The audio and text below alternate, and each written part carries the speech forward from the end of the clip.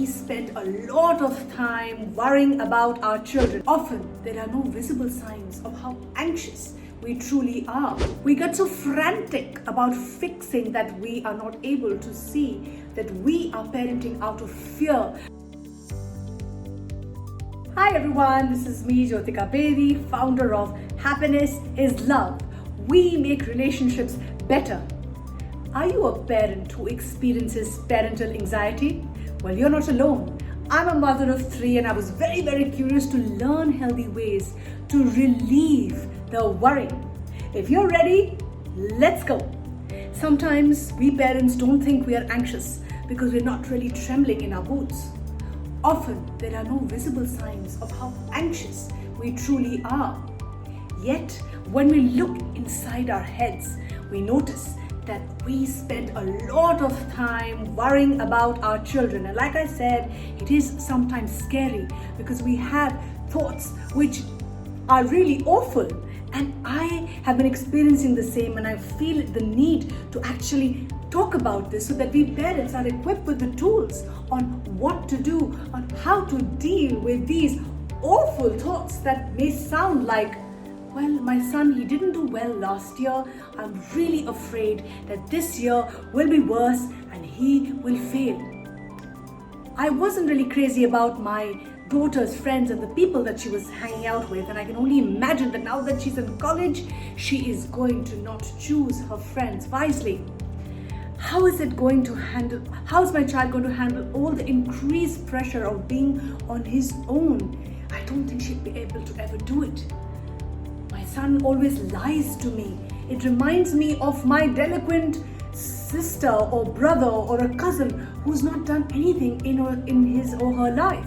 And is that what is going to happen to my child? The best way to know if you're parenting from fear versus facts is to really ask yourself that is there evidence, any kind of evidence of what you are so worried about? And this is exactly what I'm doing, and it's really helping. It's only natural for all of us to protect our children from what might happen and try to make sure that nothing bad really happens to our children. It's true for all parents. And funny as it sounds, our brains are actually designed to comfort us so that when we think those worst case scenarios and we worry about it, our mind is kind of prepared. Why we think that somehow if we just worry enough, we can control things and make them right. But fretting about the future and the unknown can cause extreme anxiety. It stirs up a lot of fears and projections. He will never do this is a narrative that I have been experiencing, and it's really given me a lot of anxiety, and I felt the need to talk about it because we start thinking extreme. She's always like this. He's going to be a loser. No surprise that this causes our and everyone else's anxiety to just skyrocket, which causes us to, guess what? Worry even more. It's unending negative cycle. Unless we get control of our awful thoughts, we will not be at ease. We will not be at peace.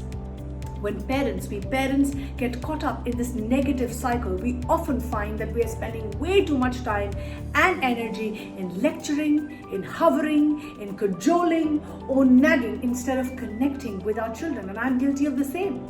We get so frantic about fixing that we are not able to see that we are parenting out of fear rather than from a calm, realistic, and a helpful place. We lose track of facts about our children and see them from the lens of only our anxiety, often stemming from our own unfinished business. Maybe we didn't do well in grade 7 or felt left out of the popular group. It's happened to all of us. It's normal. It's normal to want our children to do better than we did and not fall in the same holes. But it can be hard to see that perhaps there's not where that they are headed. This is a reminder for me and for everyone else. Now, until we can recognize and name all these awful these thoughts as anxiety and reactivity rather than the actual facts about our children, we will not see our children clearly. And therefore, we will not be able to give them what they actually need. We worry more than guiding them. In order to see our children as they are, now how we wish to really see them, we need to first calm our own anxiety. And calm is contagious. Calm parents raise calm children. This is a fact known to all of us. Easier said than done? For sure. After all, we all are human. However, it can be done. And I would like to share some few tips which are helping me be less anxious and a calmer parent. And I am, of course, work and learn too. So what are a few of these techniques? Number one, know what you can and cannot control. Control battles can be over many things like friends, school, and even food choices. Is it possible to provide healthy food in your house? Yes, that is something a parent can do and is responsible for. But can you make your child eat them? Maybe, but at what cost to you, your child, and your relationship?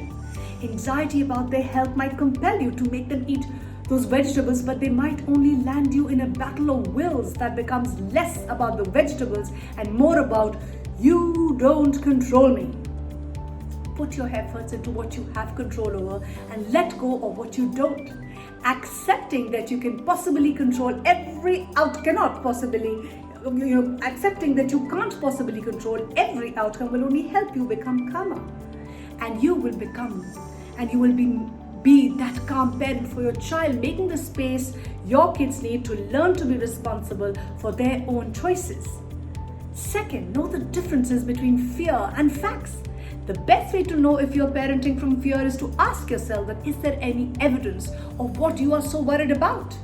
You might worry about your child's unhappiness. I am with you. Write down the evidence that backs this belief. For example, he or she cries every day, or he used to be very talkative but now is more quiet and withdrawn. If you have facts to back your concern, determine useful. It's good because this will determine useful next steps to attend to the problem. Maybe talking to him or her or his teacher or school and a counselor would be a good first step. But if you find no evidence and backing up your awfulizing thoughts, then recognize this is about you, not about your child.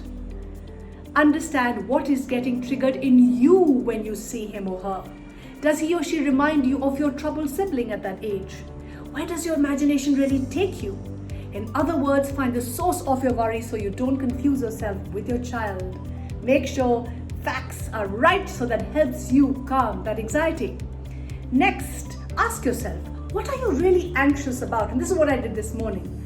One of the ways adults manage anxiety in an important relationship is to deflect that onto our children.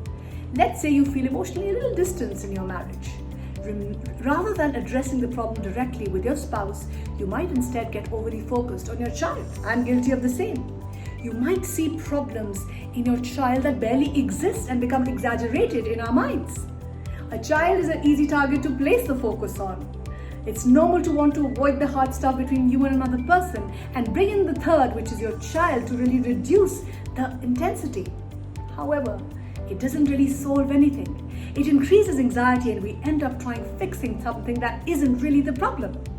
Attending to the actual problem will calm us down and help us function from a place of, we will operate from a space of love and not fear and anxiety. Next, which is most important and has helped me hugely, is focus on yourself.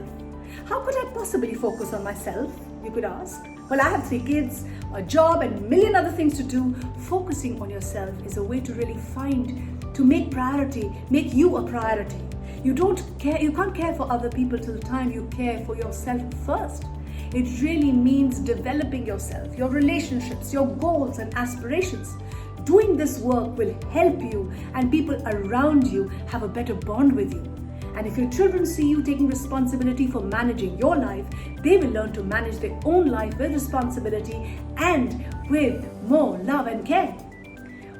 Very important to stay present. I know it's easier said than done, but when you find yourself thinking of the what if scenarios, and this happens to me too, like what if he fails and what if he falls and what if he's not able to stand up again. The point is we have to work on our thinking. Ask yourself, is there anything right now that would be helpful to do or say that would aid my child now and in the future?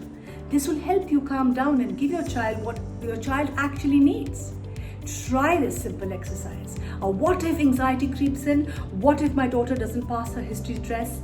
Bring yourself back to the present moment and ask yourself, what are the facts that I have which are suggesting to me that she won't do well? Her last test score was low, it's a fact. However, is she putting in the effort? Has she realized that she needs to work smart? Have you offered her support by maybe getting her a tutor so that she can better her grades? What are the facts? Is my concern just based on facts or fears? I'm also worried because I struggled in history. So this is my fear that I'm projecting onto my child. What would be helpful to do now to help her do the best that she can do in her test? I can have my other children who don't have a test tomorrow probably help this child so that they can work together as a team and help each other. Ask yourself, is my plan realistically taking into account what is my responsibility and what belongs to my child? What I can control and what I can't control? Can you make her do well? No, that is her control and is her responsibility. We all worry because we love and care so much about our children and wish to protect them from life's struggles and disappointments.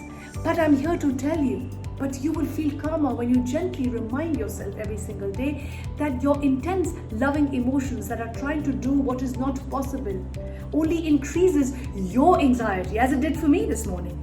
And that's why I thought I'm going to make this video, because I hope this is useful to you. Instead, we need to think and act on the things that are possible, that are reasonable and realistic for you to do and are good for your well-being first. You will become calmer and your life and theirs will function better when we are operating from a place of love and not fear and faith over fear. Functioning better will only help us feel calmer, and feeling calmer helps everybody function better. Only you and you can change this cycle into a healthier one and make it less anxious for you. Because anxiety, I know, is there and it's normal. The problem is when it becomes excessive, when it becomes over, when it becomes difficult to manage. That's when we need to reach out and seek help. And I did too, and I read a lot on it, and I thought it's best for me to make this video so that it can help us parents understand our own anxieties and our own worries, which I'm saying are normal. But do we have the tools? Do we have the techniques to release ourselves, to relieve the worry so that we feel calmer inside? I hope this was useful to you. If you're struggling with any aspect of your life, please reach out to us. We at Happiness is Love really care, and we are here. You can comment on the box below. Until then, keep smiling, keep shining, and keep inspiring.